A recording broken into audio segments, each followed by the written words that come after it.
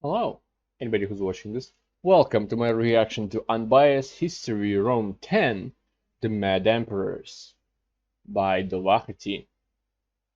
And this is the middle point of the series. It's the video number 10. Even though there are 19 in playlist, somebody said in the comments that there is another one after this one. Maybe? Unless I'm mistaken in something. Tell me if I'm wrong. There are 19 or 20 of them. But either way, this is about the middle. It's also the first video that's over 30 minutes. So let's do this, shall we? But before we do it, if you want to help out the channel, there is a donation link in the description below. You can also send me a recommendation for a video through there, or you can send recommendations through the comments below. And subscribe for more low effort, low energy, low quality content. Low handsomeness too. Anyway. Are you plugged in? I was born 75 years ago. For 40 years I have ruled as Rome's emperor. But for all these lived for years, 75 I have years. never been the ruler of my own wife. That's actually quite big for I have the seen time the period. borders of Germania, beyond which no civilized eye may see. Behold, in chaos, Germans. a barbarian sweeps the future.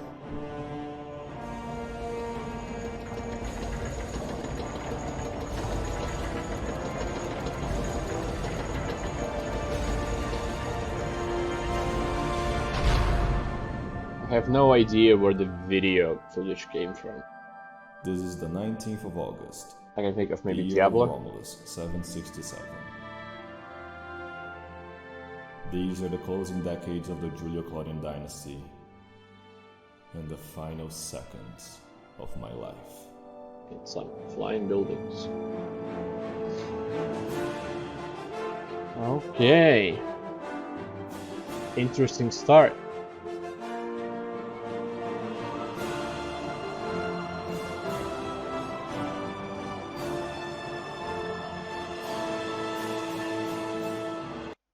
I don't know if it was an anime person, but is it just me or was that Dovahety song remix of some kind? Because it sounded like it.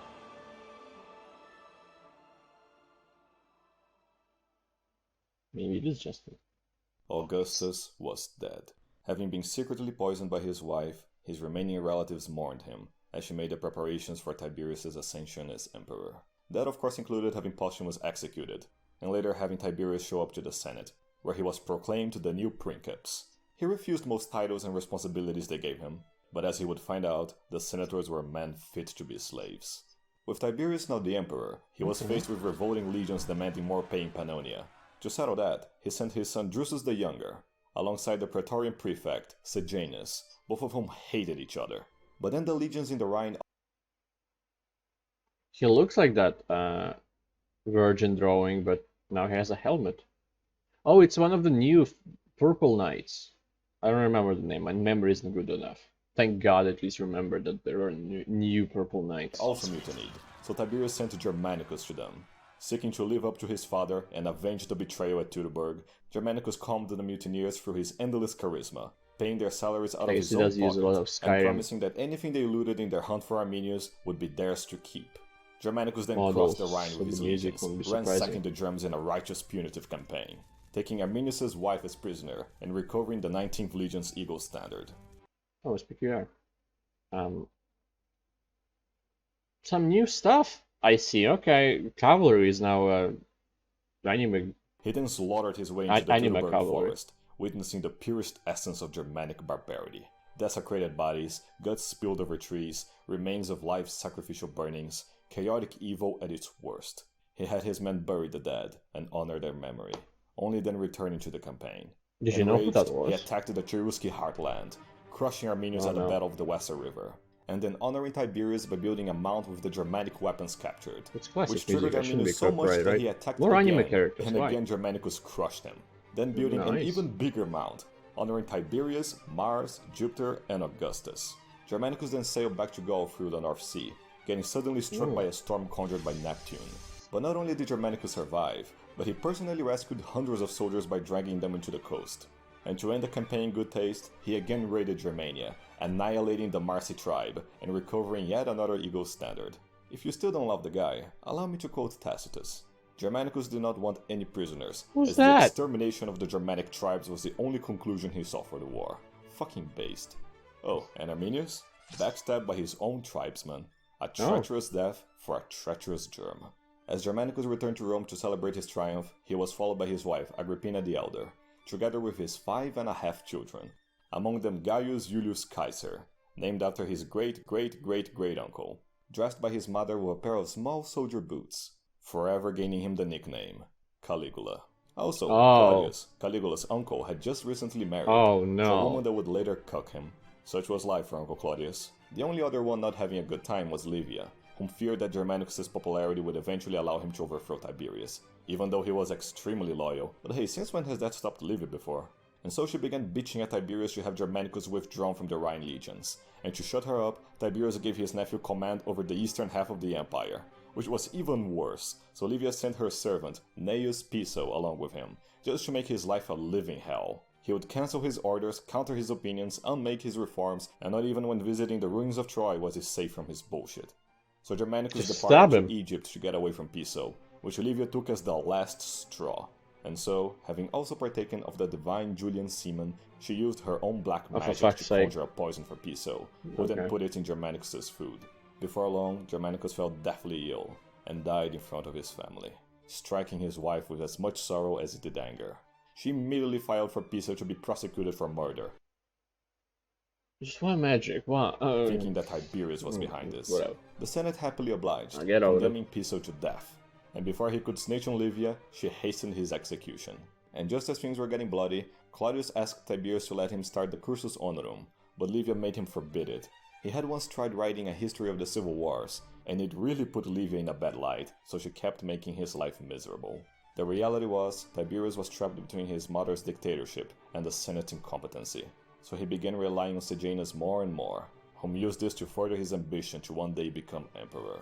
And with the new heir, Drusus, hating him so much, Sejanus seduced his wife, Livilla, to conspire together with him. Convinced, Livilla had her husband poisoned, and with his death, Sejanus asked Tiberius to marry Livilla. Easy to say Tiberius refused. So Sejanus settled with pressuring Claudius to marry his relative, Aelia, whom would endlessly physically abuse him. Such was life for Uncle Claudius. Tiberius then considered Claudius as his new heir, but he backed off fearing Sejanus' wrath. Struck with grief and endless paperwork, Tiberius let Sejanus bear almost all tasks of state, secluding himself to the island of Capri, while Livia and Sejanus used his authority to either expel or execute anyone they wanted. Livia made sure to kill as many innocents as possible before her time came, secretly advising Sejanus to get rid of Agrippina and her children for Tiberius' sake, which he heeded for his own sake. One night, as the imperial family had dinner, Tiberius offered Agrippina some fruit, but she viciously refused, suspecting poison.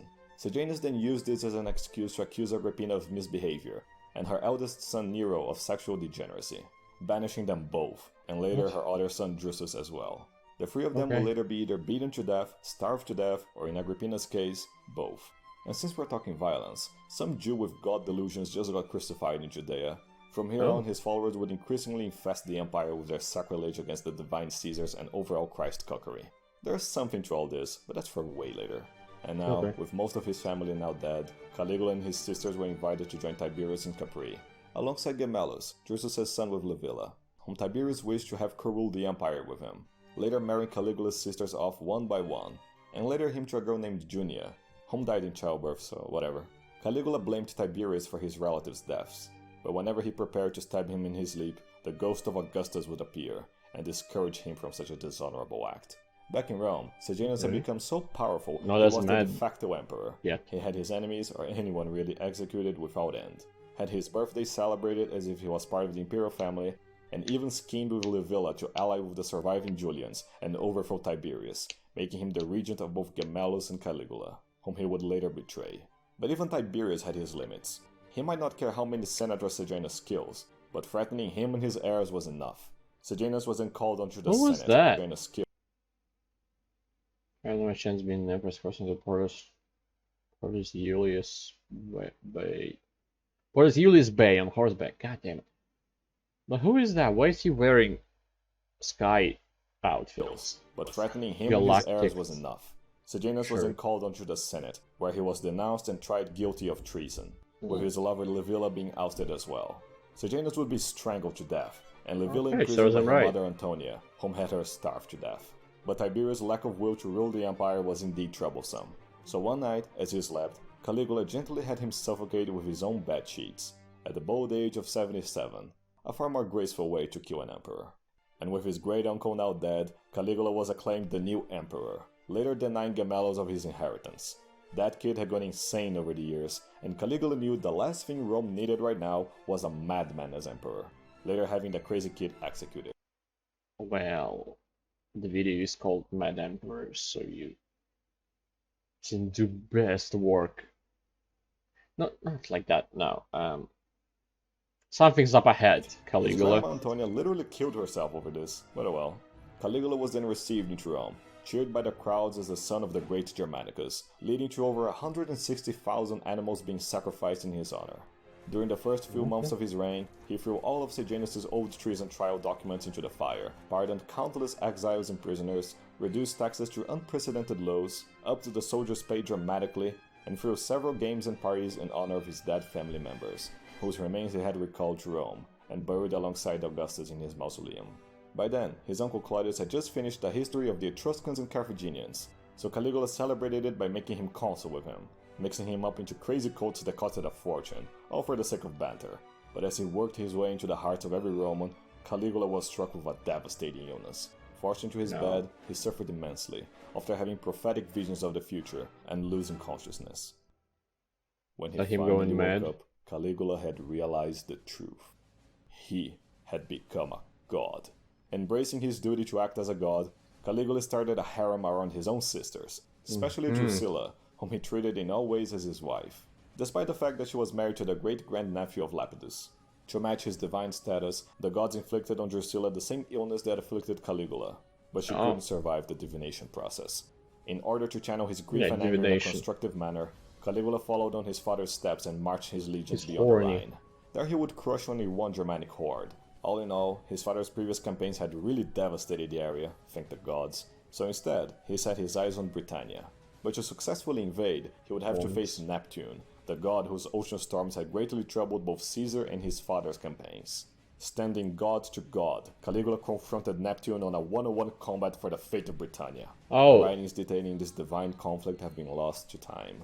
All we know was that after a long struggle, Caligula had emerged victorious, and then plundered Neptune's wait. precious seashells as victory spoils.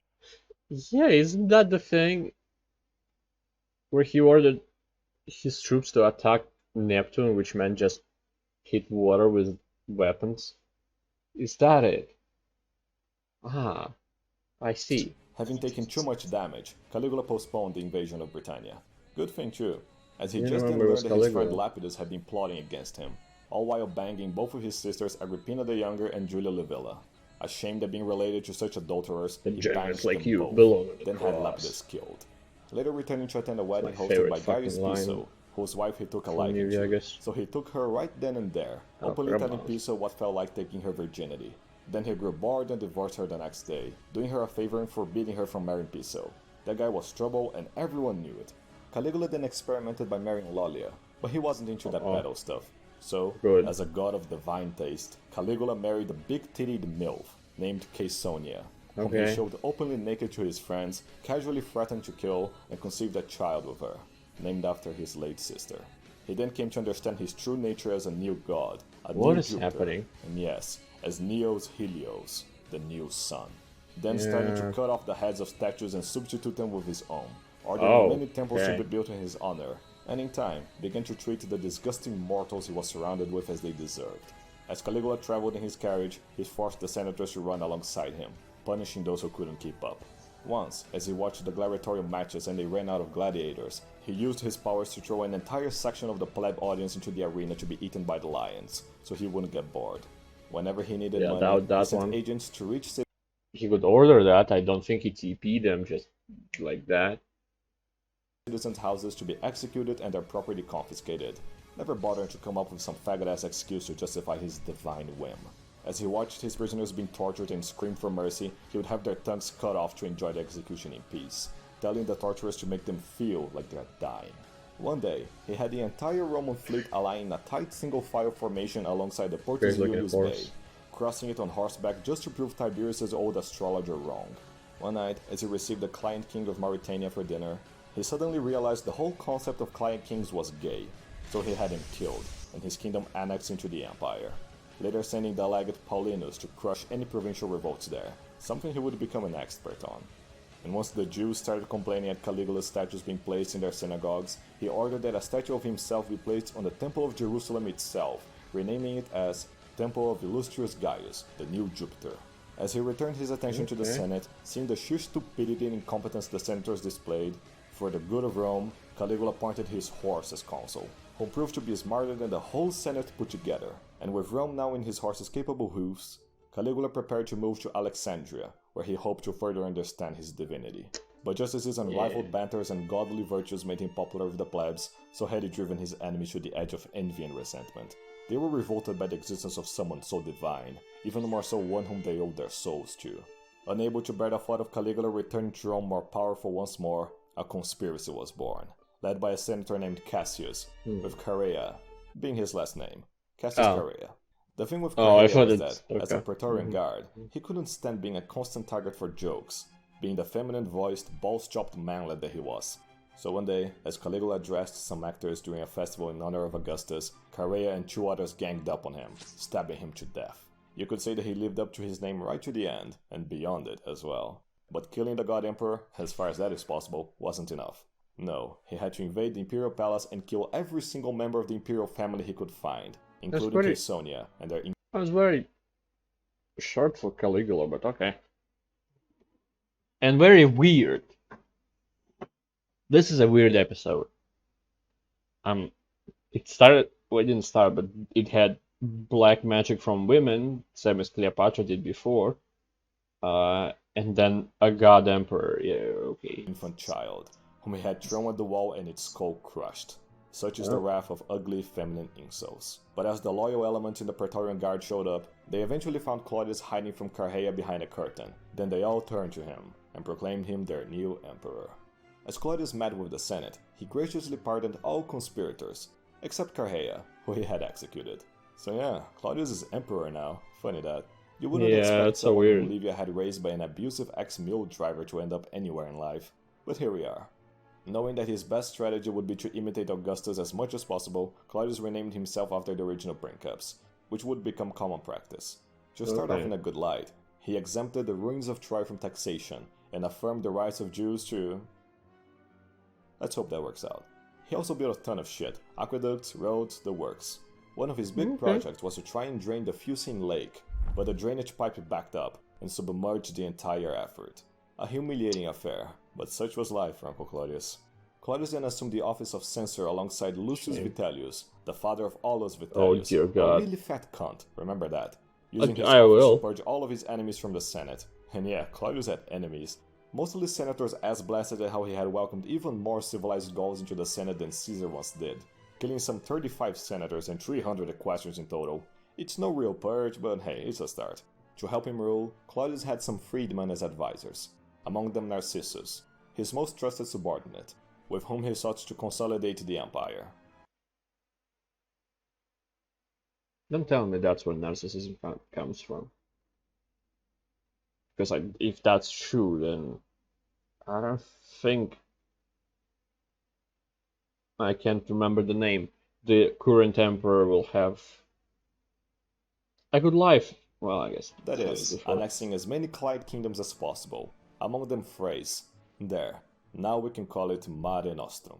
And to exploit the fact Caligula had cleared the way of Neptune, Claudius set his eyes on Britannia. As it happens, one of the Briton-Client tribes Julius Caesar had set up had its king deposed, so Claudius sent 4 legions there to reassert Roman influence. The path cleared, Claudius arrived with war elephants, founding Camulodunum, modern-day Colchester, as the new capital of the province. Among Claudius's legates was a one named Vespasian, whose swift conquest of the western British coast would gain him much fame. Victorious, Claudius personally pardoned one of the defeated Briton tribe leaders, Caradicus, permitting him to live in Rome, where he would become so civilized he questioned why the Romans ever bothered conquering the mud hut from his homeland in the first place. Claudius then had a new son, naming him Britannicus, whom he sired with his third wife Messalina. And man, if you think Julia the Elder was a whore, Messalina was a nymphomaniac through and through. She fucked all men she could manage to hide from Claudius, born high and low. She once personally challenged the greatest prostitute in Rome for getting fucked by the most dicks in one night, and she won effortlessly. But besides being a degenerate adulterer, she was also a cruel hypocrite. For once she saw Claudius was welcoming Caligula's sisters back from exile, she had one of them, Julia Livilla, exiled and later killed for sleeping around with Seneca. Yes, the Seneca. But that still left Agrippina around, together with her... What do you mean, yes, the Seneca? Who the fuck was that? Is he fucking with me now, or is it still my memory? I just don't remember who that is. Son Lucius, a descendant of Antonia Major. Remember her? The other baby Octavia was holding? Yeah. I said that it's difficult to remember names because they're Roman names, so the pronunciation is very foreign in comparison to like just nowadays.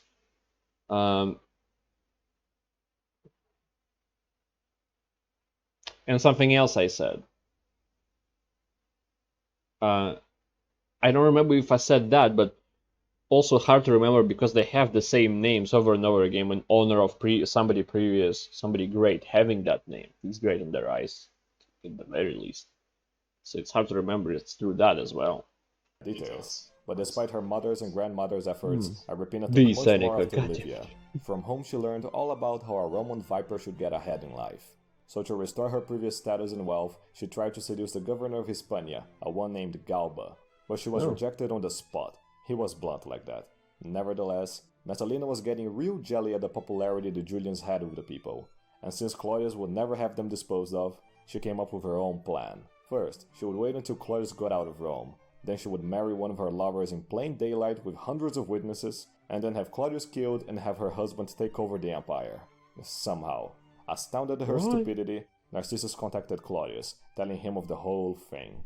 Oh, the emperor I thought that's what's gonna happen. But that just was her stupid fucking plan. Okay, good. Hesitated to punish her, Narcissus just sent the Praetorian guards to make her kill herself. But Guy. Messalina, being a woman, really sucked at suicide, so the guards stabbed her to death. Claudius now had to choose his fourth wife, and given his options, he chose to marry his niece Agrippina, thus reuniting the Julian and Claudian houses. The small one. And after endless requests by Agrippina, Claudius disowned his son Britannicus in favor of Lucius, whom, as his new heir, would have his name changed to Nero. I love this part. And to ensure his future ascension, Agrippina had all of Messalina's old allies who might support Britannicus over Nero exiled, even killing Britannicus' tutor after he started to criticize his abandonment. And finally clashing with Narcissus, whom favored Britannicus over Nero, having him exiled to Campania. As his new heir, Claudius had Nero marry his daughter Claudia Octavia, and then recalled Seneca to serve as his tutor. But in time, Claudius began to regret his decision. For his whole life, he had been the target of jokes and manipulation by those around him. But no more. He wouldn't let his wife manipulate him for her own purposes anymore. Jump into a pile of... He would have his biological son be the heir, and there was no... That music going on. Okay. Truly, a disciple of Livia we have here. Agrippina then had Narcissus imprisoned and killed, later introducing her new emperor of a teenager to the Senate. But if what Agrippina intended was to make her son a puppet of her means, then she was beyond delusional. Even as just a 16-year-old, Nero lived up to his Julian bloodline, asserting his rule over others. Firstly by scorning his marriage to that flat-chested Claudia, then by openly fucking a freed woman just to show that he could, then simply ignoring everything his mother told him, letting his wise advisors, like Seneca, do the talking. Left out in the cold, Agrippina sought to betray her own son, and so started shooting for Britannicus to be seen as the rightful heir to Claudius. I'm not making this up. She actually went to Nero one day and outright confessed she had killed Claudius to make him emperor, and threatened to snitch to the Praetorian Guard and make them acclaim Britannicus as the rightful emperor. And so, just to spite her, Nero had Britannicus poisoned in front of his sister Claudia, then banished Agrippina for being such a cunt, but that would prove not to be enough. Nero tried to get Agrippina poisoned 3 times, but she was even more resistant than Mithridates. He once tried to collapse the ceiling on top of her, but she got away just in time. Then he tried sinking the ship she was in, only for her to swim to safety to the nearest island. So Nero, having run out of patience, just had a guard stab her to death. It worked, true, Classic. but he would forever be haunted by her angry spirit. But in the Oh, big well, picture, no. Nero's regime would be tested right There's away so in the first much year, music in with this. the Parthian king invading Armenia Let's once sing again from now on. and installing his brother as king. To answer this aggression, Nero sent the general Corbulo to the east, whom, thanks to Parthia being overrun by rebels, proceeded to obliterate all enemies he found and retaking Armenia.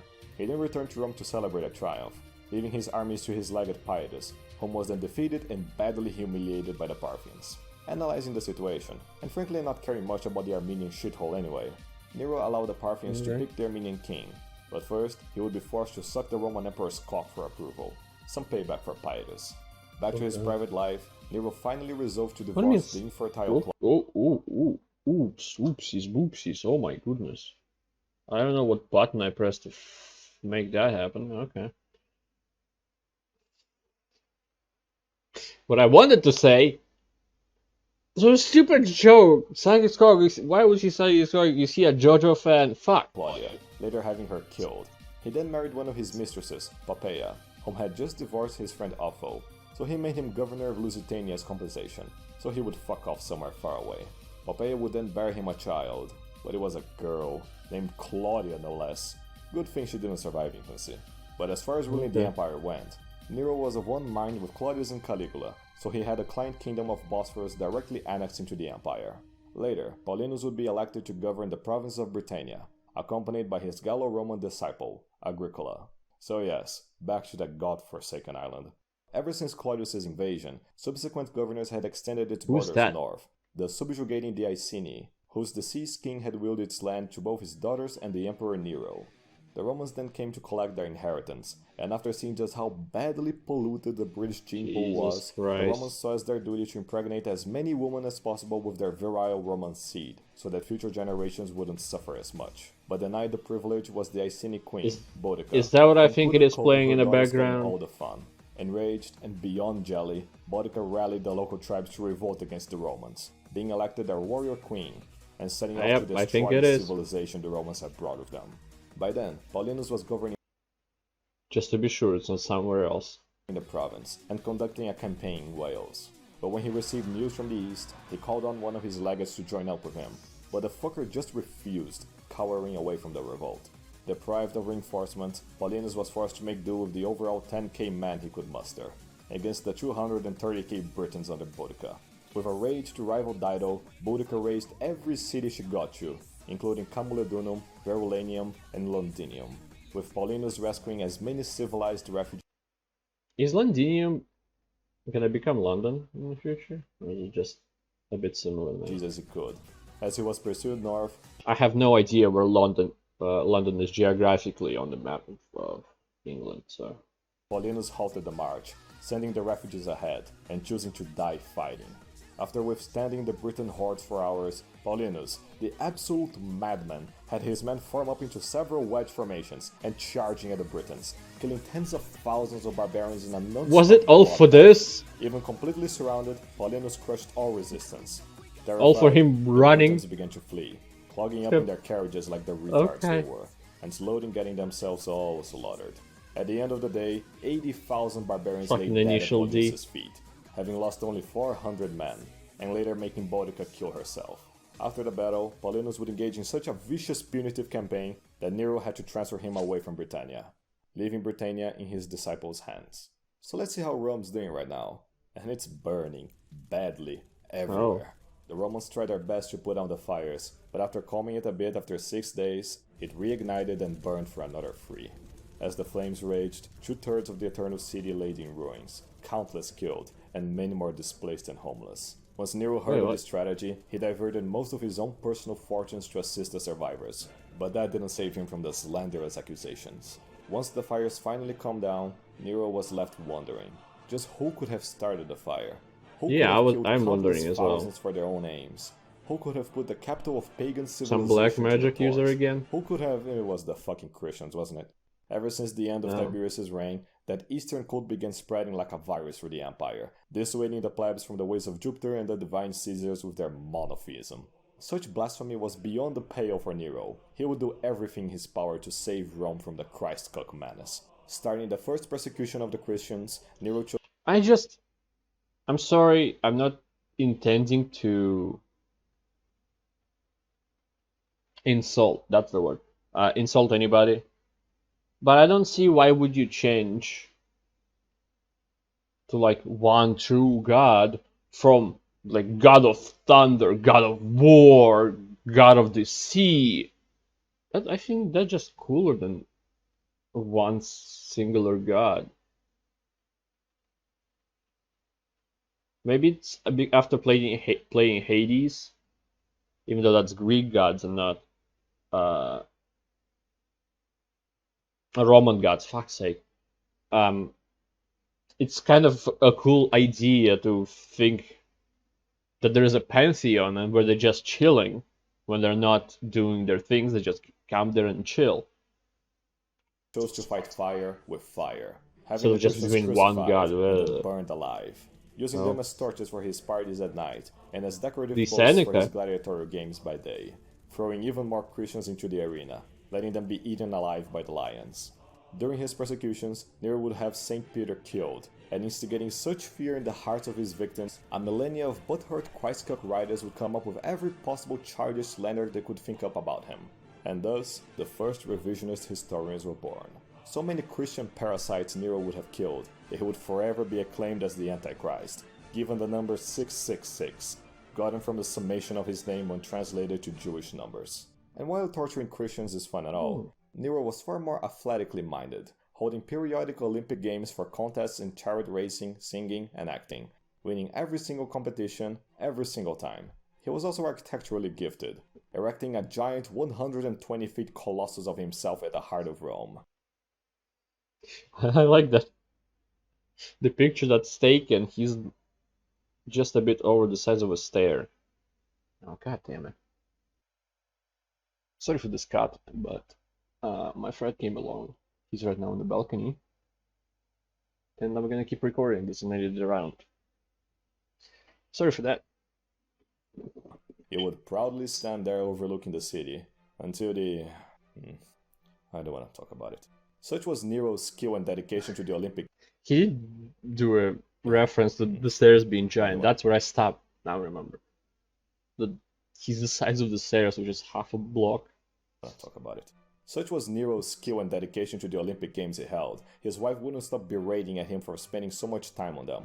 One day, as she wouldn't stop screaming, he kicked her pregnant belly in a fit of anger, killing both her and his unborn child. But even then, she still didn't shut the fuck up. And despite being such a great emperor, Nero, just like every other emperor, would be the target of a conspiracy. Masterminded by Gaius Piso. I fucking told you he was trouble. Delusionally seeing himself as a more worthy ruler, Piso started to gather support for a coup with broad support among the Senate, equestrians, and yes, the Praetorian Guard, growing more corrupt by the day. But it would all go down the drain thanks to a freed woman, as she tried to enlist an officer into the plot, but he stayed loyal to the emperor, and then ousted the conspiracy to him. Testified by a senator named Nerva. Nero would then have the freed woman tortured, Piso executed, and Seneca, having been an accomplice on the whole thing, was forcefully suicided. His works on Stoicism would still be respected though. By whom? Well, let us say that Nerva is but one of a very distinct group. To calm himself down, Nero had a friend of his kill himself so he could marry his wife, but she didn't prove to be enough. So Nero, as a man of patrician taste, he also married one of his twink servants, named Sporus, dressing him in emperor's clothes, putting makeup on him, and best of all, having him castrated. It's not like he would use anything but his boy pussy anyways, he wasn't a faggot. But as they celebrated their honeymoon, Nero received work of trouble brewing in Judea. Is that the first trans surgery? Okay. So what are the Jews up to now? Surgery. As always, it all came down to shekels, as Nero's high taxation was triggering the Semites to no end, and as they refused to pay up, the Roman governor of the province was forced to break into the Second Temple and take all of the withheld tax revenue. Their great temple desecrated, and above all their shekels taken, the Jews threw a great revolt, slaughtering all Romans they could find and ambushing an entire legion to its death. To deal with the Jews, Nero sent Vespasian east, alongside his eldest son Titus. But the Jews weren't the only ones complaining about taxation, among them being a Gallic governor named Vindex, whom also revolted against Nero. Not for his own sake though, but in the name of Galba, then governor of Hispania and Tarraconensis. With such treason in display, Nero sent the legate Verginius to crush Vindex's revolt. His men then proclaimed him the emperor, but Verginius refused, staying loyal to a fault. But such loyalty wasn't shared by Nero's Praetorian Guard, whom proclaimed for Galba and then abandoned him during the night. Left all alone, Nero contemplated suicide, but with his wife by his side, Nero chose to persist. As they fled to Ostia, seeking to exile themselves somewhere far away, the sailors also betrayed him, denying their service. Nero then contemplated his options and chose to flee to a friend's Italian villa.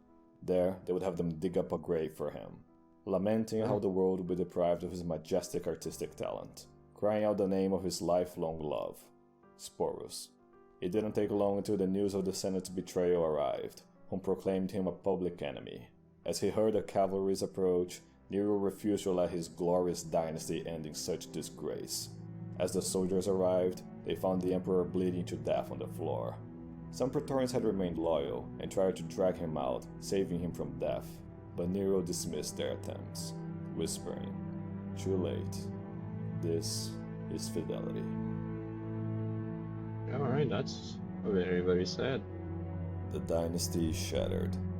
Nero Every emperor so far is not so far, but doesn't have a great end to his life, do they? is dead. With the Senate and the Praetorian Guard, they have sealed the lineage of divine Caesars forever. Oh. The last of the Julio-Claudians passes now into history. Nero goes gladly, for he knows his death is not in vain. He takes his place with his great-uncle and his great-uncle's uncle. The early principate has ended. When the next dynasty rises, you shall be its witness. The shape of the future, the fate of the empire. These things now belong to me.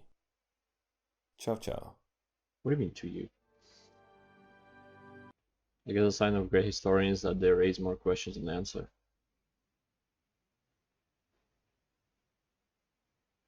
No, I disagree with that, and I don't think that I have that many questions too. The video itself more about people because I can't remember names well enough.